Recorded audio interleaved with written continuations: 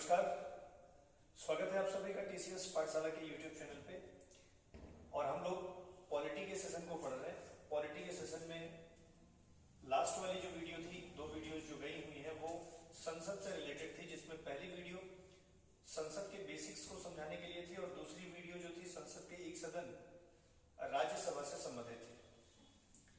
आज हम लोग संसद के पार्ट 3 में आप लोगों से बात करेंगे किसके बारे में? लोकसभा के बारे में। और एक एक करके सारी बातें जानेंगे जो जरूरी है आपकी परीक्षाओं के लिए। इससे पहले अगर आप ये वीडियो पहली बार देख रहे हैं तो आप जरूर इसे दोस्तों के बीच शेयर कर सकते हैं, आप लाइक कर सकते हैं, लेकिन हाँ, ये शर्त तभी है जब आपको अच्छा लगे। अगर आपको यह कंटेंट बेहतर लगे, जो मैं पढ़ा रहा हूं उससे आपको परीक्षाओं में लाभ मिले, तो निश्चित ही आपको कोचिंग के प्रति जो सहयोग करना होता है वो इतना ही होता है कि आप इसे शेयर करें लोगों तक, ताकि और भी बच्चों तक ये चीजें पहुंचे और हम लोग जिस कार्य को कर रहे हैं शिक्षा प्रसार का, वो निश्चित ही लोगों तक पहुंचे और लोगों की मदद हो सके, बच्चों की मदद हो सके। तो चलिए तुरंत ही क्लास को स्टार्ट कर लेते हैं और आज हम लोग शुरू करेंगे एक नया चैप्टर। संसद का ही भाग है जिसे हम लोग कहते हैं लोकसभा, और इसके बारे में बेसिक्स में हमने कई बातें आपसे बता रखी हैं। अगर आप लोग ने पिछले वीडियो नहीं देखा हुआ है तो आप पिछले वीडियोस को पहले देख लीजिए, तो कनेक्टिविटी एक जो बनेगी ना वो बहुत बेहतर होगी और आपको चीजें एकदम बेहतर रूप में समझ में आती चली जाएंगी। तो लोकसभा जिसे हम लोग क्या बोलते हैं? निम्न सदन बोलते हैं, ठीक है। और ये निम्न सदन है, इसका मतलब है इसी को हम लोग लोअर हाउस भी बोलते हैं। ये सारी बातें हमारी आपकी हुई हैं, ठीक है।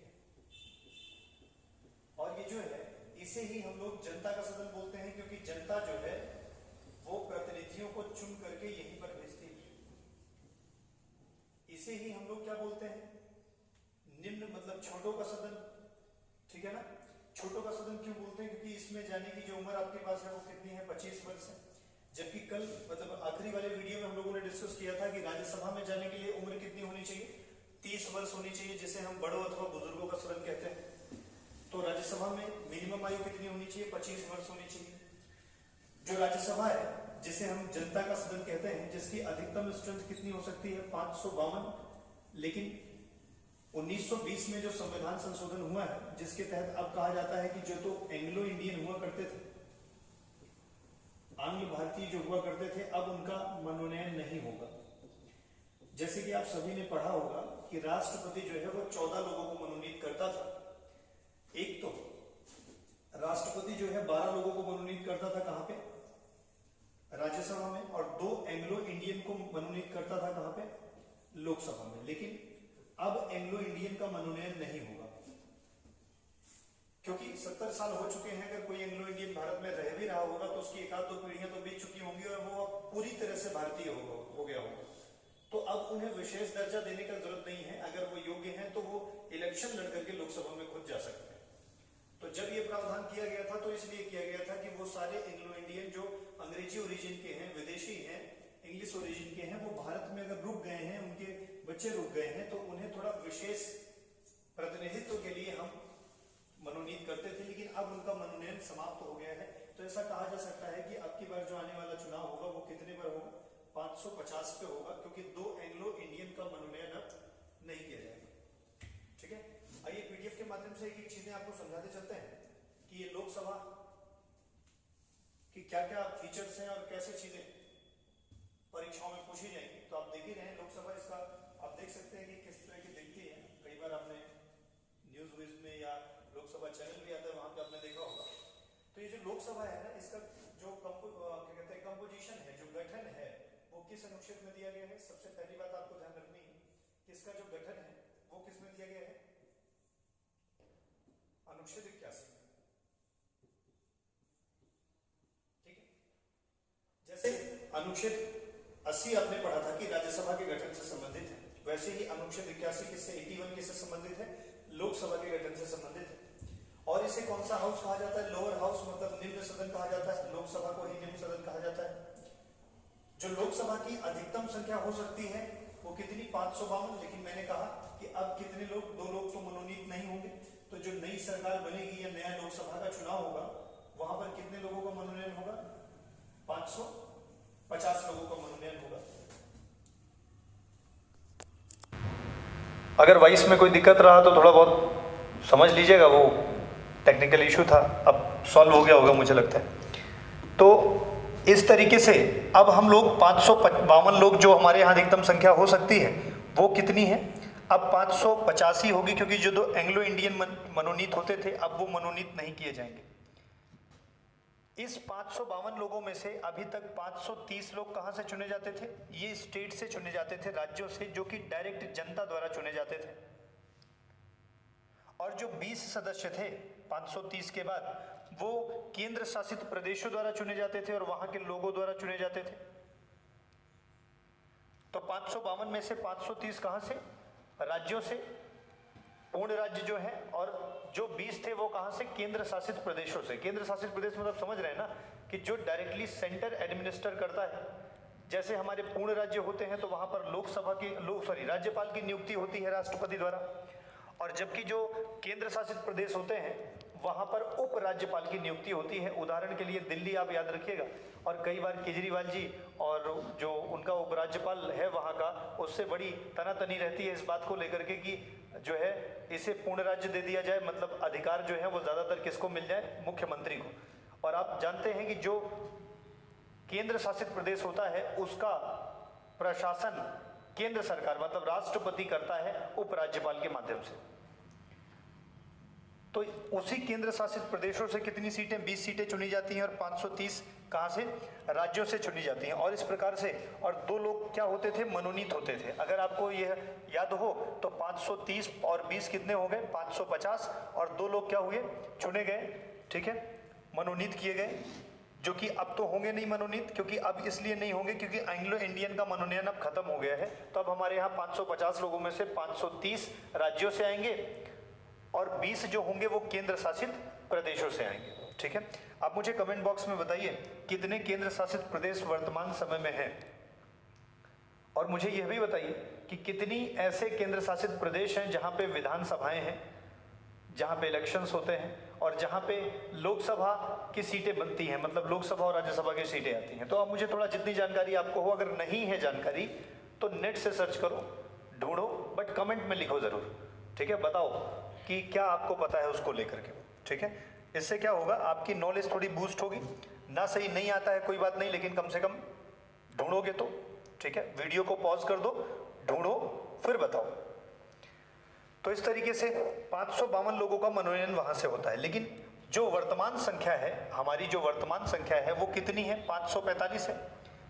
545 में से 530 तो राज्यों से चुने ही जाते हैं, लेकिन 13 कहां से चुने जाते हैं, केंद्र शासित प्रदेशों से। याद करिए, चुने कितने जाने थे, 20, लेकिन चुने कितने जाते हैं, 13, और 2 तो मनोनीत होते हैं एंग्लो इंडियन। तो वर्तमान समय में संख्या 530 प्लस 13 543 और 2 545। तो कितनी है वर्तमान में संख्या, 545। आपके मन में यह जरूर प्रश्न होगा कि ये 7 सीटें कम क्यों हो गई, क्योंकि हमने केंद्र शासित प्रदेशों में से 7 सीटें कम चुनी। इसका मतलब है कि जो जम्मू कश्मीर का विवाद है पीओके वाला लेकर, हम उस पर अपना क्लेम मजबूत करने के लिए पूरी सीटों पर चुनाव नहीं लड़ते हैं, क्योंकि जम्मू कश्मीर केंद्र शासित प्रदेश में आता है। तो हम उस पर अपना क्लेम मजबूत करने के लिए कि हमारा राज्य है, इसीलिए हमने सीटें भी बचा के रखी, इसीलिए हम उस पर चुनाव नहीं लड़ रहे होते। आप खुद भी समझिए, अगर पूरे सीटों पर चुनाव लड़ लिया जाए तो विदेशों में, यूएन में जब बात होगी तो ये दावा कमजोर हो सकता है कि आपका राज्य था तो आपने तो सीटें बचाई नहीं उसके लिए, ठीक है। चलिए यहाँ पे ध्यान रखिएगा, ये प्रश्न अभी आया भी था पीसीएस वाले पेपर में, 61वां संविधान संशोधन है, ठीक है ना, जो आया तो कब था, 1988 में, और पारित कब हुआ है, 1989 में, 89 में, जिसके द्वारा जो वोट देने की उम्र 21 वर्ष थी उसको घटा करके कितनी कर दी गई, 18 वर्ष कर दी गई। तो मतदान करने की जो आयु के बारे में जो संशोधन था वो 61वां संविधान संशोधन था, इम्प्लीमेंटेड इन 1989 एंड प्रपोज्ड इन 1988। 1988 में प्रस्ताव आया, 1989 में इसे लागू किया गया, ठीक है। हाँ, एक और इन्फॉर्मेशन आपके लिए है कि यदि आपको मतलब इसकी पीडीएफ भी चाहिए, आपको लगता है कि पीडीएफ से और भी चीज़ें नोट करनी होती हैं, क्योंकि पीडीएफ में काफ़ी चीज़ें होती हैं जो शायद डिटेल में यहाँ पर हम लोग नहीं समझाते हैं, तो अगर पीडीएफ भी चाहिए तो आप टेलीग्राम चैनल को फॉलो करिए, ठीक है, वहाँ पे आपको पीडीएफ मिल जाएंगी। और जो बच्चे अपनी संस्थान ऑफलाइन सेंटर्स में पढ़ रहे हैं उनको तो उनके ग्रुप पे भी अवेलेबल हो सकती हैं, ठीक है। तो आप जरूर टेलीग्राम चैनल को फॉलो कर लीजिए, वहाँ पे आपको ये पीडीएफ मिल जाएंगे, ठीक है। तो अगर हम लोग इसके बारे में बात करें तो थोड़ा सा और आगे बढ़ेंगे। और देखिए, एक बात ध्यान रखना, जैसे राज्यसभा होती है तो राज्यसभा में बचे ना, राज्यसभा में एससी एसटी के लिए क्या नहीं होता, रिजर्वेशन नहीं होता, ध्यान रखना।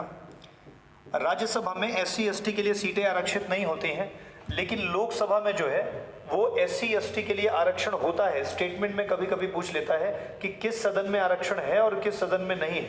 तो लोकसभा में आरक्षण है, सीटें विभाजित हैं आरक्षण के आधार पर, लेकिन जो राज्यसभा है उसमें कोई भी आरक्षण का प्रावधान नहीं किया गया है। तो जो अनुच्छेद 82 है वो ये कहता है कि लोकसभा की सीटें फिक्स नहीं है, वो प्रत्येक जनगणना के बाद क्या होंगी, रीएडजस्ट होंगी। मतलब कि जब जनसंख्या बढ़ेगी तो सीटें भी कम अथवा ज्यादा हो सकती हैं जनसंख्या के आधार पर।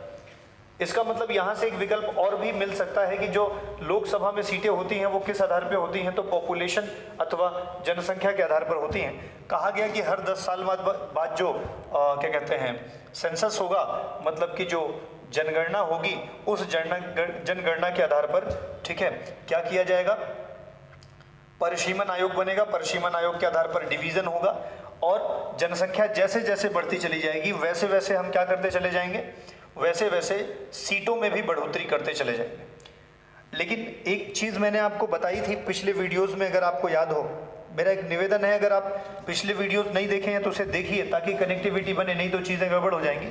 मैंने आपको समझाया था कि जो हमारी जनसंख्या है वो फ्रीज कर दी गई है, सॉरी, जो हमारे सीटों का बढ़ोतरी है वो फ्रीज कर दिया गया है 2026 तक। 2026 तक हमारी लोकसभा की सीटें नहीं बढ़ेंगी और यह निर्णय लिया गया कि हम जितनी भी सीटें रहेंगी वो किस जनगणना के अनुसार निर्धारित करेंगे, 1971 की जनगणना के अनुसार निर्धारित करेंगे। अगर आपसे पूछ ले कि वर्तमान जो सीटों का डिवीजन है वो किसके आधार पर है, तो वर्तमान समय में जो सीटों का विभाजन है या जितनी भी सीटें हैं वो किसके आधार पर है, तो 1971 की जनसंख्या के आधार पर है। ये बात आप ध्यान रखिएगा। और अभी जो मैंने बताया कि 2026 तक सीटें नहीं बढ़ेंगी, ये किस संविधान संशोधन में प्रावधान है, तो ध्यान रखिएगा 84वां संविधान संशोधन हुआ था 2001 में। तो 84वां संविधान संशोधन 2001 यह प्रावधान करता है कि जो लोकसभा की सीटें हैं वो 2026 तक नहीं बढ़ाई जाएंगी। अगर आपके मन में यह प्रश्न है कि ऐसा क्यों हो रहा है, तो यह प्रत्येक 10 वर्षों बाद, इसको थोड़ा सा समझिए। जैसे भारत है तो भारत का जो नॉर्दर्न एरिया है इसकी जनसंख्या तेजी से बढ़ रही है, जबकि ये सदर्न पार्ट है इसकी जनसंख्या उतनी तेजी से नहीं बढ़ रही। तो ये साउथ इंडिया वालों का, उनके प्रतिनिधियों का मांग है कि सर अगर ऐसे होता रहा और लगातार सीटें बढ़ती रही नॉर्थ इंडिया की, तो एक समय ऐसा आएगा कि नॉर्थ इंडिया के लोग ज़्यादा हो जाएंगे लोकसभा में और हमारा प्रतिनिधित्व कम हो जाएगा। इसी बात को देखते हुए 2026 तक सीटों को बढ़ाने से रोक दिया गया है और उसके बाद जनसंख्या देखते हुए चीज़ें बनाई जाएंगी। और मैंने आपसे कहा था किस आधार पे, तो पॉपुलेशन के आधार पर, तो ध्यान रखिएगा। चलिए अगले प्रश्न पे चलते हैं, सॉरी अगले स्लाइड पे चलते हैं। तो आई होप आपको चीजें समझ में आ रही होंगी। किसी व्यक्ति को अगर कोई बात नहीं समझ में आ रही है तो कमेंट बॉक्स में अपने कमेंट छोड़ दे, मैं ज़रूर ही उसके प्रश्नों का जवाब दूंगा और उन्हें रिप्लाई करूंगा कि क्या चीज़ है, क्या समझ में नहीं आ रहा है। मैं मदद करूंगा अगले वीडियोस में उसे रिफॉर्म करके और बेहतर बना के दे दूंगा। अगर डाउट्स भी होंगे तो फिर समझा देंगे। बहुत सारे डाउट्स होंगे तो केवल डाउट्स के लिए सेशन रख लेंगे ना, चिंतित मत होइए। क्लास को करिए, एकदम आराम से चल रही है और बेहतर तरीके से चल रही है। इंग्लिश में भले ही लिखा है मेरे बच्चों, लेकिन मैं तो हिंदी में चीज़ों को एक्सप्लेन कर रहा हूँ ना, हर एक चीज़ पूरी तरह से हिंदी में बता रहा हूँ। जैसे कहा गया है टर्म का मतलब कार्यकाल, जो लोकसभा के सदस्य होते हैं उनका कार्यकाल, लोकसभा जो होती है उसका कार्यकाल कितना होता है, 5 सालों का होता है। ठीक है, तो जैसे ही पहली बैठक होती है आम चुनाव के बाद पहली बैठक जो होती है वहां से लेकर के 5 साल तक लोकसभा जो है वो गठित रहती है और 5 साल बाद भंग कर दी जाती है, फिर से चुनाव होता है और फिर से नई लोकसभा का गठन होता है। इसीलिए तो लोकसभा को अस्थायी सदन कहते हैं, जबकि राज्यसभा अस्थायी सदन है, परमानेंट हाउस है। और ये बात भी हम लोगों ने डिस्कस करी है, ठीक है, पिछले वीडियोस में अगर आप देखें तो आपको ये चीजें समझ में आएंगी, ठीक है। हाँ, एक चीज का ध्यान रखें कि मैं शुरुआत में भी मैंने कहा था कि अगर आपको चीजें समझ में आ रही हो, ठीक है, तो जरूर वीडियोस को आगे पहुंचाएं, अपने दोस्तों में शेयर करें, ताकि, ठीक है, इससे एक उत्साहवर्धन होता है। टीचर जब पढ़ाता है उसके वीडियोस आगे जाते हैं कि बहुत सारे लोग लाभान्वित हो रहे हैं, तो इससे वो रेगुलरिटी बना के रखता है और खूब मेहनत करता है, आपके लिए अच्छे अच्छे कंटेंट लाने की कोशिश करता है। ये सारी चीज़ें बनाने में, ठीक है, समय लगता है।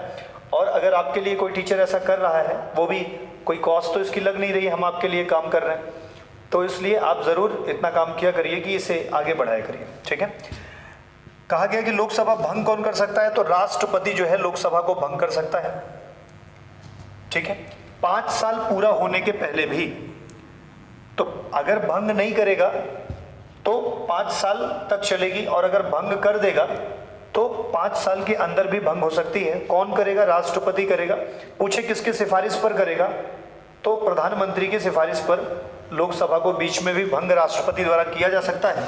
और तभी बीच के इलेक्शन होते हैं, मतलब 5 साल के पहले भी इलेक्शन हो जाते हैं, जिन्हें हम मिड टर्म इलेक्शन बोलते हैं, और फिर नई लोकसभा चुनी जाएगी और वो अपनी सरकार बनाएगी, ठीक है।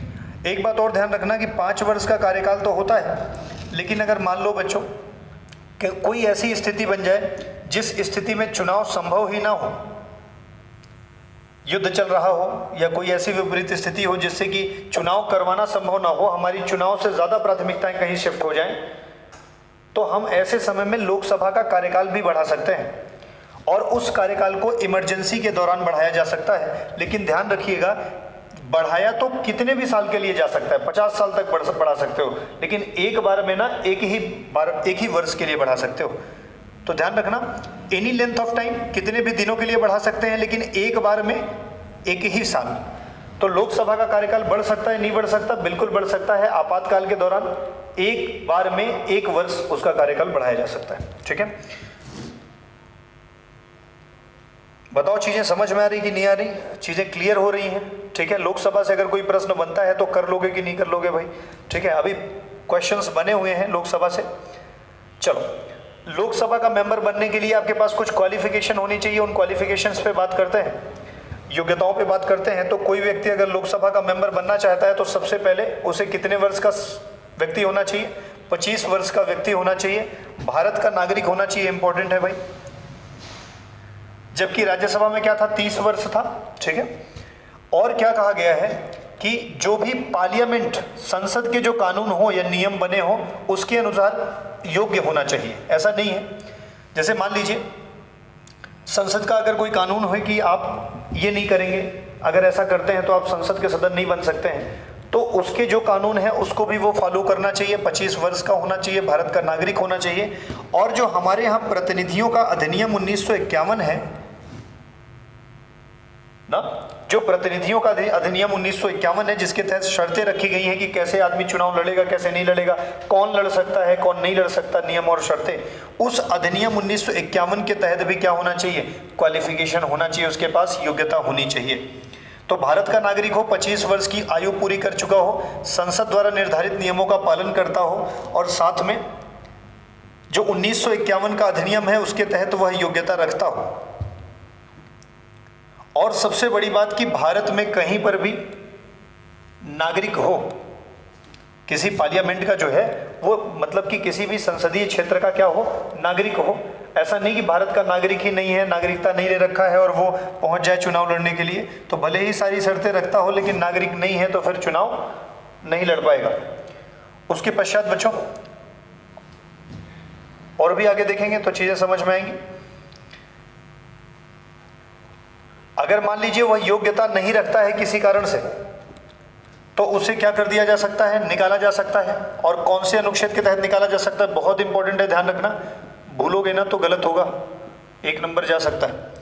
अनुच्छेद 102 के तहत। पूछे राज्यसभा के व्यक्तियों को कैसे निकालोगे? अनुच्छेद 102 के तहत। अयोग्य घोषित कर सकते हो, और लोकसभा वाले को भी अनुच्छेद 102 के तहत ही अयोग्य घोषित कर सकते हो।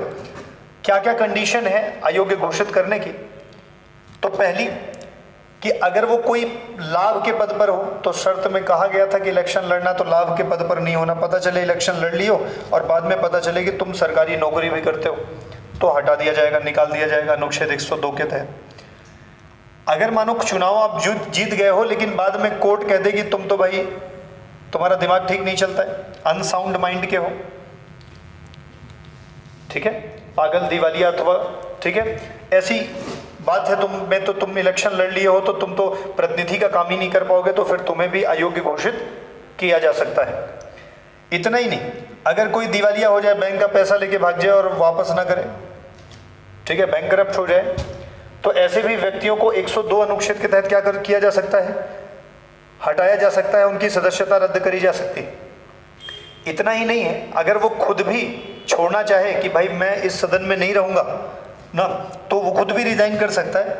लेकिन चलो मानो कि तुम किसी जगह से जीते हो और जीतने के बाद ना अपने मन से भारत की नागरिकता ही छोड़ दी और विदेश के नागरिक बन गए, और अगर विदेश के नागरिक बन जाओगे तो क्या तुम जो पद पर जीते थे बने रहोगे क्या? नहीं, तो अनुच्छेद 102 लागू हो जाएगा और आपकी सदस्यता रद्द हो जाएगी। इतना ही नहीं, मान लो कि पार्लियामेंट का जो नियम बना है और तुम उस नियम के बराबर योग्यता ही नहीं रखते हो, तो तुम पर भी 102 लागू हो जाएगा और तुम्हें हटा दिया जाएगा, ठीक है। और ध्यान रखिएगा कि जो डिस्क्वालिफिकेशन है ना, जो राष्ट्रपति डिस्क्वालीफाई करेगा इन आधार पे, तो फिर ये बाइंडिंग है, मतलब ये फाइनल है। हालांकि राष्ट्रपति जो निर्णय लेगा वो चुनाव आयोग की राय से लेगा, तो राष्ट्रपति चुनाव आयोग के सिफारिश पर निम्नलिखित आधारों में या ऊपर लिखित आधारों पे किसी व्यक्ति को अनुच्छेद 102 के तहत क्या कर सकता है? निकाल सकता है या अयोग्य घोषित कर सकता है, ठीक है। आई होप इतनी पूरी बातें आपको समझ में आई होंगी। चलिए थोड़ा सा और आगे बढ़ते हैं, बहुत ही जल्द हम लोग, हाँ, अगर आप लोकसभा से रिजाइन करना चाहते हो, मतलब कि कोई भी व्यक्ति, आप क्या रिजाइन करोगे? या आप भी अगर जीत जाना तो रिजाइन करने का कभी मन करेगा आपका, तो कैसे रिजाइन करोगे? तो वो आप रिजिग्नेशन दे देना, मतलब कि त्याग पत्र दे देना, ठीक है। कोई भी सदस्य लोकसभा का अगर रिजाइन करेगा तो लोकसभा अध्यक्ष को, मतलब लोकसभा स्पीकर को रिजिग्नेशन दे देगा, त्याग पत्र दे देगा। और अगर राज्यसभा का करेगा तो राज्यसभा के चेयरमैन को दे देगा। मतलब सदस्य को जब भी पद छोड़ना होगा तो वह अपना त्यागपत्र अपने अध्यक्ष को देकर के पद छोड़ सकता है, ठीक है। किसी भी समय अगर सदस्य को पद छोड़ना है, लोकसभा छोड़नी है अथवा राज्यसभा छोड़नी है, तो उसके ही किसको दे दोगे पद? उसके ही अध्यक्ष को पद देकर के अपनी उसको इस्तीफा देकर के पद को छोड़ सकते हो। चलो एक लास्ट पॉइंट है, इसको समझ लो और फिर आज की क्लास यहाँ पे छोड़ेंगे, फिर कल बात करेंगे। कल या नेक्स्ट क्लास हमारी होगी सेकेंड लास्ट क्लास, 2 क्लास में संसद कंप्लीट हो जाएगी। तो जितने भी पेपर आज तक आए हुए हैं ना संसद से रिलेटेड, सबके एक एक करके समझाते हुए चलेंगे, ठीक है। लगभग 100 क्वेश्चन किसी दिन, एक दिन लाइव सेशन रख लेंगे या पूरे 2 घंटे की क्लास ही रख लेंगे, ठीक है। देखो कुछ डिफरेंसेस हैं जिन्हें आपको समझना चाहिए। लोकसभा और राज्यसभा में क्या क्या अंतर है? तो लोकसभा और राज्यसभा में वैसे आपने कई चीजें पढ़ी हैं, लेकिन इसको भी देखिए कि जो लोकसभा के लोग होते हैं वो सीधे प्रत्यक्ष रूप से जनता से चुने जाते हैं, और जबकि ये लोग कैसे चुने जाते हैं? अप्रत्यक्ष रूप से चुने जाते हैं, और ये राज्य से चुने जाते हैं, जनता द्वारा नहीं बल्कि राज्यों से अप्रत्यक्ष द्वारा चुने जाते हैं। इनका जो कार्यकाल होता है वो 5 वर्षों का होता है, और राज्यसभा का जो कार्यकाल होता है वो कितने वर्षों का होता है? 6 वर्षों का होता है, और प्रत्येक 2 वर्षों में 1/3 सदस्य रिटायर हो जाते हैं। यह एक अस्थायी सदन है ना, नॉन परमानेंट है, और वह एक अस्थायी सदन है। राज्यसभा एक अस्थायी है जो भंग नहीं हो सकता, और लोकसभा जो है वो अस्थायी है जो 5 वर्षों बाद भंग हो जाता है। इसकी जो अधिकतम संख्या होगी वो 552, जो कि अब 550 होगी, और इसकी अधिकतम संख्या कितनी? 250 होती है। जो धन विधेयक है ना, धन विधेयक, ये केवल और केवल कहाँ इशू हो सकता है, कहाँ प्रस्तावित हो सकता है? प्रस्तुत हो सकता है लोकसभा में। धन विधेयक केवल और केवल कहां पेश हो सकता है? लोकसभा में। लेकिन राज्यसभा में धन विधेयक के बारे में कोई भी पावर नहीं है, पैसे से संबंधित मामलों पर कोई पावर नहीं है, क्योंकि पैसा जनता का है तो उस पर अधिकार भी जनता के ही सदन का होना चाहिए। तो उस पर अधिकार भी किसका है? जनता के सदन का ज़्यादा है। तो इस तरह से कुछ डिफरेंसेस थे जो आपने जान लिए। किसके बारे में? लोकसभा और राज्यसभा के बारे में। ठीक है, ये आपके लिए धन्यवाद भी मैं लेके आया हूँ, आप इसे देख लीजिए और स्वीकार भी करिए। इस तरीके से आज के राज्यसभा मैंने आपको लास्ट वीडियो में पढ़ा दिया, लोकसभा आज के वीडियो में पढ़ा दिया। कल हम लोग इनके अध्यक्षों के बारे में अगली क्लास पे बात करेंगे। ठीक है, बहुत जल्दी हम लोग रेगुलर सेशंस लेके आएंगे। आपको ये सेशन कैसा लग रहा है, आपको कंटेंट कैसे लग रहे हैं, चीज़ें समझ में आ रही नहीं आ रही, ये बात ज़रूर कमेंट बॉक्स में बताइए, ताकि हम लोग इस सेशन को स्टार्ट करें, कंटिन्यू रखें, बंद करें, बदलें, कुछ और ले आएँ, या आप और भी कोई सजेशन देना चाहते हैं तो कमेंट बॉक्स में दे दिया करिए। प्रतिक्रिया जरूर दिया करिए वीडियो में। मैं नहीं कह रहा अच्छी दीजिए, आप खराब भी दीजिए, अगर कोई आलोचना है तो आलोचना भी करिए। ठीक है, आप वो जो ऐसा वाला थंब होता लगाते हो ना, वो भी लगा सकते हो, लेकिन शर्त यह है कि रीज़न बता करके, कारण बता करके लगाया करो। ऐसे ही लगा दोगे तो फिर हम रिफॉर्म कैसे करेंगे, सुधार कैसे करेंगे। ठीक है, थैंक यू वेरी मच, धन्यवाद।